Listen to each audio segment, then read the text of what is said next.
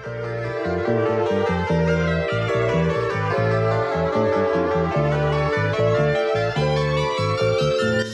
hi, Bidax and Geldax.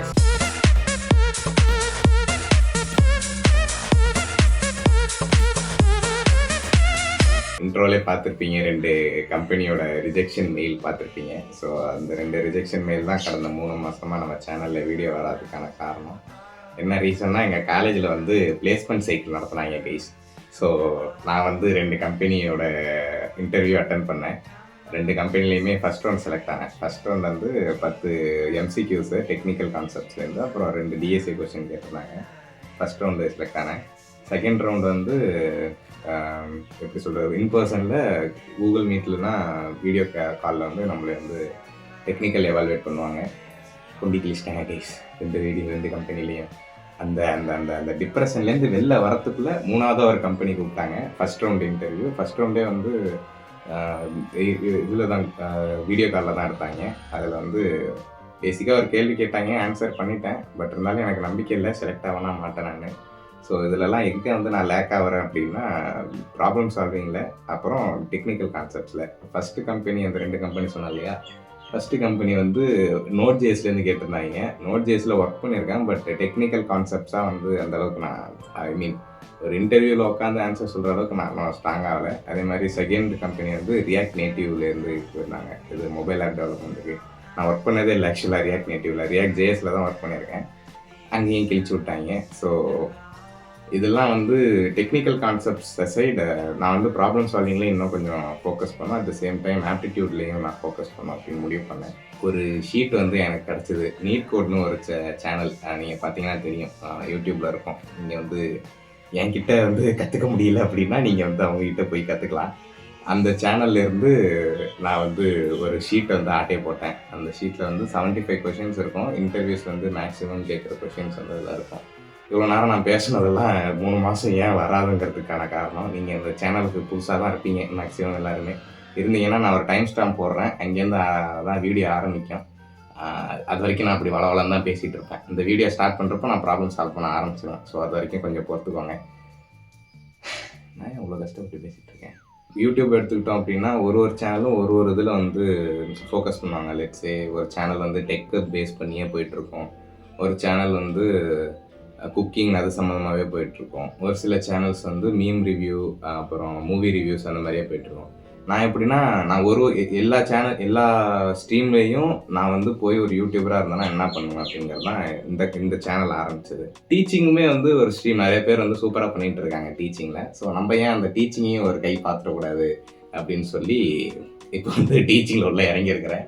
So உங்களுக்கு வந்து அடுத்த 75 நாட்களுக்கு வந்து நான் ஒரு நாளும் ஒரு டிஎஸ்ஏ ப்ராப்ளம் வந்து உங்களுக்கு வந்து டீச் பண்ண போகிறேன். ஓகே கைஸ், ஸோ இதுதான் நான் சொன்ன அந்த ஷீட்டு. இந்த ஷீட்டில் பார்த்தீங்கன்னா 75 கொஷின்ஸ் இருக்குது. இந்த 75 கொஷின்ஸில் நம்மளுக்கு வந்து கொஷினே வந்து எப்போவுமே டிஎஸ்ஏ ஆரம்பிக்கணும்னா பிள்ளையார் சொல்லி போடுறது இந்த அரேஸ் தான். அதாவது 2 சம் தான். அரே வந்து ஆக்சுவலாக பேசிக்காக இருக்கும். ஸோ அதனால தான் நான் அரே சூஸ் 2 சம் சூஸ் பண்ணியிருக்கேன். ஸோ ஃபஸ்ட்டு நம்ம வந்து ப்ராப்ளம் ஸ்டேட்மெண்ட் வந்து படிச்சிடலாம். ஸோ ப்ராப்ளம் ஸ்டேட்மெண்ட்டில் என்ன கொடுத்துருக்காங்க அப்படின்னா, ஒரு அரே ஆஃப் இன்டீஜர்ஸ் கொடுத்துருப்பாங்க. லெட்ஸ் சே இதுதான் அந்த array of integers.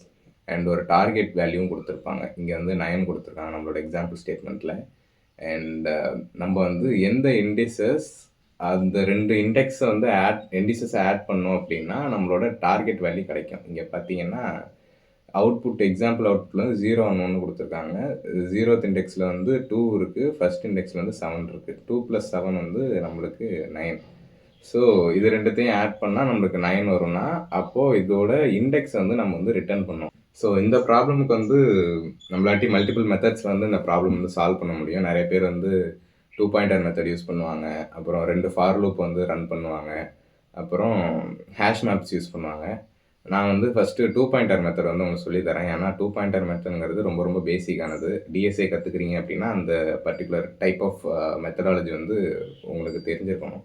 So 2 pointer மெத்தட்ங்கிறது ஒன்றும் இல்லை. லெஃப்ட் சைடில் வந்து ஒரு பாயிண்டர் இருக்கும், ரைட் சைடில் ஒரு பாயிண்டர் இருக்கும். என்னோடய ஹேண்ட் ரைட்டிங் நார்மலாகவே கேவலமாக இருக்கும், கொஞ்சம் அட்ஜஸ்ட் பண்ணிக்கோங்க. இங்கே என்ன கொடுத்துருக்காங்கன்னா 2, 7, 11, 15. இப்போ வந்து நான் வந்து ஒரு அரே எடுத்திருக்கேன். அதில் வந்து 2, 7 and 11, 2, 7 15. ஓகே, இதுதான் நம்மளோட வேல்யூஸ்.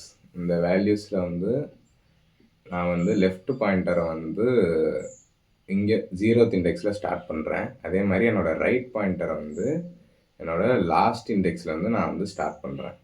ஸோ என்ன பண்ண போகிறேன்னா, ஃபஸ்ட்டு இந்த லெஃப்ட் பாயிண்டரில் இருக்கிற வேல்யூவும் லாஸ்ட் ரைட் பாயிண்டரில் இருக்கிற வேல்யூவும் ஆட் பண்ணுறேன்.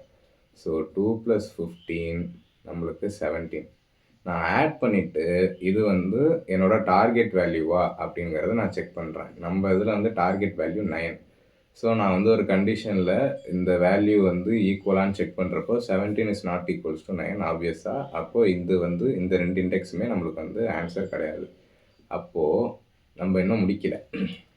அப்போது இந்த ரிட்டர்ன் வேல்யூ இருக்கு இல்லையா, அந்த ஆட் பண்ண வேல்யூ, நான் வந்து இன்னொரு கண்டிஷன் செக் பண்ணுறேன். இந்த ஆட் பண்ண வேல்யூ இதோட கம்பேர் பண்ண போகிறேன். கம்பேரிட்டிவ் ஆப்ரேட்டர் எப்படின்னா, இந்த வேல்யூ இதை விட பெருசாக இருக்கா சின்னதாக இருக்கா அப்படிங்கிற கண்டுபிடிக்க போகிறேன். இதை நம்ம கண்டுபிடிச்சிட்டாலே இந்த லெஃப்ட் ரைட் பாயிண்டரை மேனிப்புலேட் பண்ணி நம்மளாட்டி ஈஸியாக வந்து இண்டெக்ஸ் வந்து கண்டுபிடிச்சிடலாம். ஸோ இப்போது 17 வந்து 9 விட கிரேட்டராக இருக்குது. சின்ஸ் நம்ம வந்து 2 பாயிண்டர் மெத்தடை சார்ட்டட் அரேயில் மட்டும்தான் நம்மளாட்டி யூஸ் பண்ண முடியும். இது ரொம்ப முக்கியமான விஷயம். ஏன்னா சார்ட்டட் அரே அப்படிங்கிறப்ப அசெண்டிங் ஆர்டரில் இருக்கும். அப்போது லெஃப்ட் மோஸ்ட் இண்டெக்ஸில் இருக்கிற எல்லா வேல்யூமே நம்மளுக்கு கம்மியாக தான் இருக்கும் compare to right most value. அப்போது சார்ட்டட் அரேங்கிறப்போ அசெண்டிங் ஆர்டரில் இருக்கா. ஸோ நம்மளுக்கு வந்து இங்கே கிடைக்கிற வேல்யூ வந்து 17. ஆனால் நம்மளுக்கு கிடைக்க வேண்டிய வேல்யூ 17 விட சின்னதாக இருக்கணும். அப்போ சின்னதாக இருக்கிற வேல்யூ நம்ம எந்த சைடு கொண்டு போகணும் அப்படின்னா, லெஃப்ட் மோஸ்ட் அரேயில் செக் பண்ணால் மட்டும்தான் நம்மளுக்கு சின்ன வேல்யூ கிடைக்கும். ஸோ நான் வந்து ரைட் மோஸ்ட் அரே கொண்டு போகிறதுல எனக்கு யூஸ் இல்லை. நான் என்ன பண்ண போகிறேன்னா, இந்த ரைட்டு பாயிண்டரை நான் வந்து ஒரு ஸ்டெப் முன்னாடி கொண்டு வரேன். ஏன்னா நான் பின்னாடி போக போக எனக்கு பெரிய வேல்யூஸ் தான் கிடைக்கும். எனக்கு பெரிய வேல்யூஸ் தேவையில்லை. ஏன்னா என்னோடய டார்கெட் வேல்யூ வந்து 9 தான். இங்கே 17 விட நான் இன்னும் பெருசாக போயிட்டே இருந்தேன் அப்படின்னா பெரிய வேல்யூ தான் கிடைக்கும், எனக்கு சின்ன வேல்யூ கிடைக்காது. அப்போ எனக்கு வந்து 17 விட சின்ன நம்பர் தான் கிடைக்கணும். அப்போது 15 விட இந்த இடத்துல அரேலே பார்த்தீங்கன்னா 11 வந்து சின்னது. ஏன்னா சின்ஸ் இந்த அரே வந்து சார்ட்டட் மேனரில் இருக்குது. ஸோ என்னோடய ரைட் பாயிண்டரை நான் தூக்கிட்டு வந்து ஒரு ஸ்டெப் பின்னாடி கொண்டு வரேன். ஒரு ஸ்டெப் பின்னாடி கொண்டு வந்தேன் அப்படின்னா என்னோடய ரைட் பாயிண்டர் இங்கே வந்துடும்.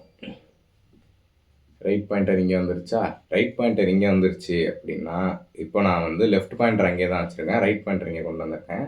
இப்போ இது ரெண்டுத்தையும் இப்போ நம்ம வழக்கம் போல் ஆட் பண்ண போகிறோம். அப்போது 2 + 11 என்ன அப்படின்னா, 2 + 11 என்னது, 2 + 11ஓட வேல்யூ என்ன அப்படின்னா 13.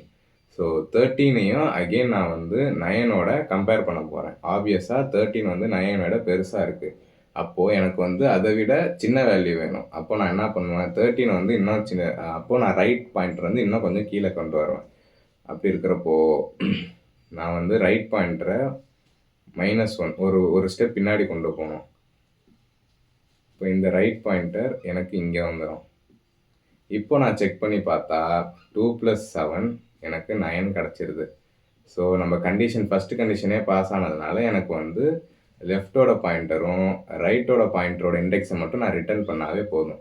ஃபார் சப்போஸ் ஒரு கேஸில் என்ன ஆகும்னா, நம்மளுக்கு கிடைக்க வேண்டிய இந்த 2 சம்மும் சப்போஸ் 9 விட சின்னதாக இருந்துச்சு அப்படின்னா நம்ம என்ன பண்ணணும்னா லெஃப்ட் பாயிண்டர் ரைட்டுக்கு கொண்டு போகணும், லெஃப்ட் பாயிண்டரை கொஞ்சம் முன்னாடி கொண்டு போகணும். ஏன்னா நம்ம கண்டுபிடிக்க வேண்டிய வேல்யூ நம்ம டார்கெட்டை விட பெருசாக தேவைப்படுது. அப்படி இருக்கிறப்போ நம்ம அரே வந்து சார்ட்டட் மேனரில் இருக்குன்னா நம்ம வந்து பெரிய வேல்யூஸ் தேடி போகணும் அப்படின்னா ரைட் மோஸ்ட் அரேக்கு நம்ம கொண்டு போகிறதுங்கிறது தான் நம்மளுக்கு ஆப்டிமைஸ்டு சொல்யூஷனாக வரும். சின்ஸ் இதை அப்படியே நம்ம வந்து கோடை அடிப்போம். நான் வந்து சொன்ன மாதிரியே லெஃப்ட் பாயிண்டர் யூஸ் பண்ண போகிறேன், left right pointer 2 pointer method use பண்ண போகிறேன். லெஃப்ட் பாயிண்டர் அரேயோட ஸ்டார்டிங் பொசிஷனில் இருக்கணும் கரெக்டாக. அப்போது இங்கே லெஃப்ட் பாயிண்டர் 0th இண்டெக்ஸில் இருக்கணும். அப்போ 0th இண்டெக்ஸ்னால் அப்படியே டைரெக்டாக நான் வேல்யூவே போட்டுடலாம். இப்போது லெஃப்ட் பாயிண்டர் 0th இண்டெக்ஸில் இருக்குது. ஸ்டார்ட் பண்ணுறப்போ லெஃப்ட் பாயிண்டர் 0th இண்டெக்ஸில் இருக்குது. அதே மாதிரி ரைட் பாயிண்டர் என்னோட எண்ட் இண்டெக்ஸில் இருக்கணும். எண்ட் இண்டெக்ஸ் எப்படி கண்டுபிடிக்கலாம்னா, என்டையர் அரேயோட லெங்க்த்தை -1 இது பண்ணோன்னா நம்மளுக்கு கண்டுபிடிச்சலாம். இதோட லெங்க் வந்து 4 - 1 3. அப்போது இந்த இண்டெக்ஸோட வேல்யூ வந்து இண்டெக்ஸ் பொசிஷன் வந்து 3.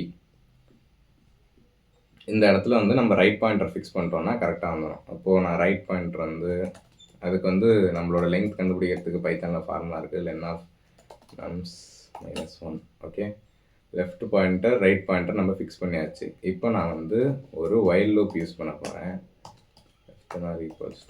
என்னன்னா நம்ம இன்னொன்று முக்கியமாக நோட் பண்ண வேண்டியது என்னன்னா, இந்த 2 பாயிண்டர் வந்து கிளாஷ் ஆகக்கூடாது. இந்த பாயிண்டர் நெகட்டிவில் வந்துக்கிட்டே இருக்கலாம். ஏன்னா 3 - 1ங்கிறப்போ செகண்ட் இண்டெக்ஸுக்கு வரும், 2 - 1னா ஃபஸ்ட் இண்டெக்ஸுக்கு வரும். அதே மாதிரி நம்ம இதை இன்க்ரிமெண்ட் பண்ணிக்கிட்டே போகலாம். 1 + 1 வந்து 0 + 1 ஃபஸ்ட் இண்டெக்ஸ் வரும், 1 + 1 வந்து செகண்ட் இண்டெக்ஸ் வரும், 2 + 1 3 தேர்ட் இண்டெக்ஸ் வரும். பட் இதெல்லாம் வரலாம். பட் ஸ்டில் இந்த 2 பாயிண்டரும் கிளாஷ் ஆகக்கூடாது. அப்படி இருக்கிறப்போ நான் வந்து அது கிளாஷ் ஆகிற வரைக்கும் நான் வந்து இந்த கண்டிஷனை நம்மளோட பாயிண்டர் வந்து மேனிப்புலேட் பண்ணிகிட்டே இருக்கலாமா. ஸோ அதனால தான் வைல் லூப்பில் வந்து இது ரெண்டுமே கிளாஷ் ஆகக்கூடாது ஒரு கண்டிஷன் வச்சுருக்கேன். L <= L வந்து எப்போவுமே ஆருக்கு முன்னாடி தான் இருக்கணும். ஐ மீன் இது லெட்ஸே இது வந்து ரைட் பாயிண்டர்னா இது இப்படி தான் இருக்கணும். இதோட ஒட்டிருச்சு அப்படின்னா அந்த லூப் வந்து முடிஞ்சிடணும். அப்படி தான் நான் வந்து இந்த வைல் லூப்போட கண்டிஷன் நான் இங்கே தான் எழுதியிருக்கேன். அண்ட் இங்கே வந்து நான் ஃபஸ்ட்டே சொன்ன கண்டிஷன் வந்து செக் பண்ண போகிறேன்.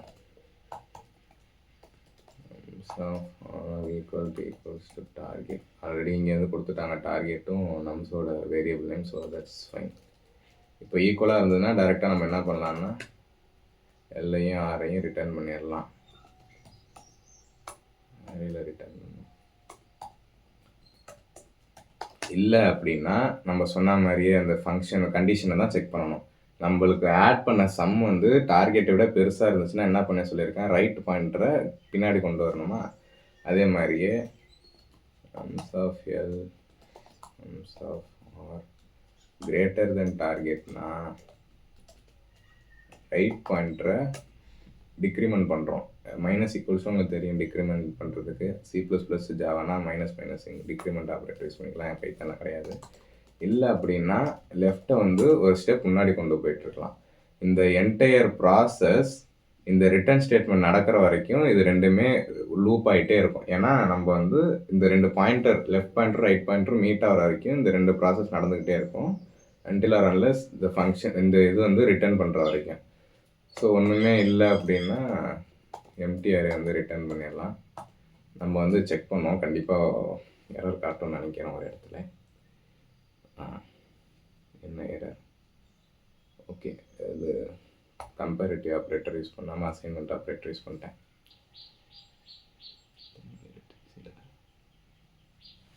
ஒரு நிமிஷம் கைஸ். ஓ சரி, L+1 இந்த மாதிரிலாம் எரர் வரும் தான், கண்டுக்கூடாது. ஓகே, ஸோ நம்மளோட கோடு வந்து ஒர்க் ஆகுது. பட் ஒன்லி 2 டெஸ்ட் கேஸஸ்க்கு மட்டும்தான் ஒர்க் ஆகுது. ஏன் செகண்ட் டெஸ்ட் கேஸ்க்கு ஒர்க் ஆகலைங்கிறத பார்ப்போம். ஃபஸ்ட்டு டெஸ்ட் கேஸில் பார்த்தீங்கன்னா 2 and 7 9 வந்து target.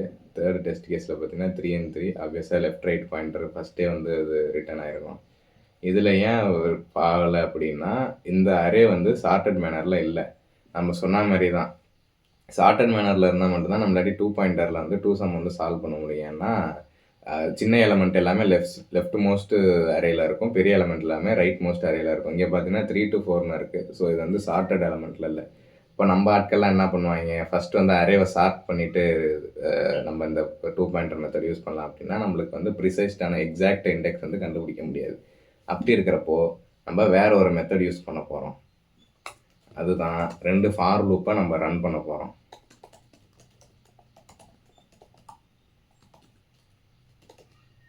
And first for loop பார்த்தீங்கன்னா உங்களுக்கு என்டையர் லென்த் வரைக்கும் உங்களுக்கு அந்த லூப் வந்து ரன் ஆகும். ஐங்கிற இது வந்து என்டையர் அரேயோட இண்டெக்ஸ் எல்லாத்துக்கும் போகும் எக்ஸப்ட் ஃபைனல் இண்டெக்ஸ். அண்ட் இன்னொரு லூப்பு அது வந்து I+1, ln of nums. So I+1 அப்படிங்கிறப்போ 0 லெட்ஸே ஃபஸ்ட்டு இட்டரேஷனில் பார்த்தீங்கன்னா I வந்து இந்த இடத்துல இருக்கும். அப்போது J வந்து I+1ங்கிறப்போ இந்த இடத்துல இருக்கும். ஸோ மாறி மாறி இந்த இது வந்து ரன் ஆகிட்டே இருக்கும். உங்களுக்கு வேணால் ஐயும் ஜேவும் எப்படி இண்டெக்ஸ் வந்து நான் இங்கே ப்ரிண்ட் பண்ணுறேன். இப்போ வந்து 2 லூப் வந்து ரன் பண்ணிட்டு இருக்கோமா, ஐத் பொசிஷன் அண்ட் ஜேத் பொசிஷன் 2த்தையுமே இப்போ நம்ம வந்து கம்பேர் பண்ண போறோம். ஆட் பண்ண போறோம் அண்ட் அத வந்து கம்பேர் பண்ண போறோம்.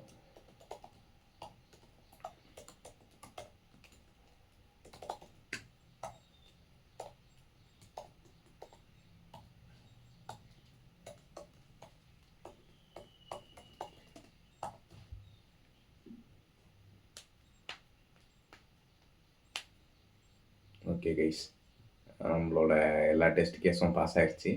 இந்த இடத்துல நான் வந்து உங்களுக்கு பிரிண்ட் பண்ணியிருக்கேன் பாருங்கள். ஃபஸ்ட்டு வந்து 0வையும் 0th பொசிஷன்லேயும் ஃபஸ்ட்டு பொசிஷனில் இருக்கிற வேல்யூவும் இது செக் பண்ணோம்.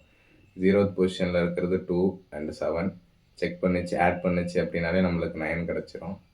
அதை அப்படியே ரிட்டர்ன் பண்ணிடுவோம். இந்த இதில் வந்து 3 to 4ன்னு இருக்கா, நம்ம 3 to 4 ட்ரை பண்ணுவோம். 3 2 4 அண்ட் டார்கெட் வேல்யூ பார்த்தீங்கன்னா 6. ஓகே, அண்ட் 2 + 4 தான் நம்மளுக்கு 6ன்னு வந்தாகணும். அதை நம்ம பார்ப்போம். ஃபஸ்ட்டு ஐத் பொசிஷன் அண்ட் ஜேத் பொசிஷன் பார்த்தீங்கன்னா 5 வருது. அப்போ கிடையாது, அப்போ நெக்ஸ்ட் இட்டரேஷன் போயிடும். 0th பொசிஷன் அண்ட் செகண்ட் பொசிஷனுக்கு போவோம். அப்போ 0ல் 3 இருக்குது. அப்புறம் இந்த இடத்துல வந்து 4 இருக்குது. இந்த இடத்துக்கு வந்து ஜே வந்துடும். இப்போ இது 2த்தையும் செக் பண்ணி பார்த்துச்சு அப்படின்னா உங்களுக்கு வந்து டார்கெட்டோட மேட்ச் ஆயிரும். ஸோ உங்களுக்கு வந்து ரிட்டர்ன் பண்ணிடும். ஸோ இப்படி தான் வந்து 2 ஃபார் லூப் யூஸ் பண்ணி நம்மளாட்டி 2 சம் சால்வ் பண்ண முடியும். நம்ம சப்மிட் பண்ணிடுவோம். எந்த அளவுக்கு வந்து நம்மளோட இது வருதுன்னு பார்ப்போம். என்னங்க டைம் லிமிட் எக்ஸீடடா. ஓ, பிரிண்ட் ஸ்டேட்மெண்ட் போட்டுறக்கூடாது போல். ஸோ பிரிண்ட் ஸ்டேட்மெண்ட் வந்து அங்கே போட்டிருந்தேங்க கைஸ், அதை வந்து தூக்கிட்டா நம்மளுக்கு ஒர்க் ஆகும். அண்ட் இப்போ நம்ம சப்மிட் பண்ணுறோன்னா நம்மளோட சொல்யூஷன் வந்து அக்செப்ட் ஆகிருச்சு கைஸ். பார்த்தீங்கன்னா நம்மளோடது வந்து மைக்ரோ செகண்டில் வந்து முடிச்சிருக்கோம். அண்ட் நம்ம வெற்றிகரமாக வந்து நம்ம வந்து ப்ராப்ளம் வந்து சால்வ் பண்ணிட்டோம். எனக்கு தெரியும், நானே வந்து இப்போ தான் கற்றுக்கிட்டு இருக்கேன் எல்லாத்தையுமே. டிஎஸ்ஏ நிறைய பேருக்கு வந்து புரிஞ்சிருக்காது, ஒரு சில பேருக்கு புரிஞ்சிருக்கோம். புரிஞ்சிருந்தா சந்தோஷம், புரியலன்னா எந்த இது புரியலன்ட்டு கமெண்ட்டில் போடுங்க. நம்ம வந்து நாளைக்கு இன்னொரு வீடியோவோட சந்திப்போம். And that's it from my side guys. By.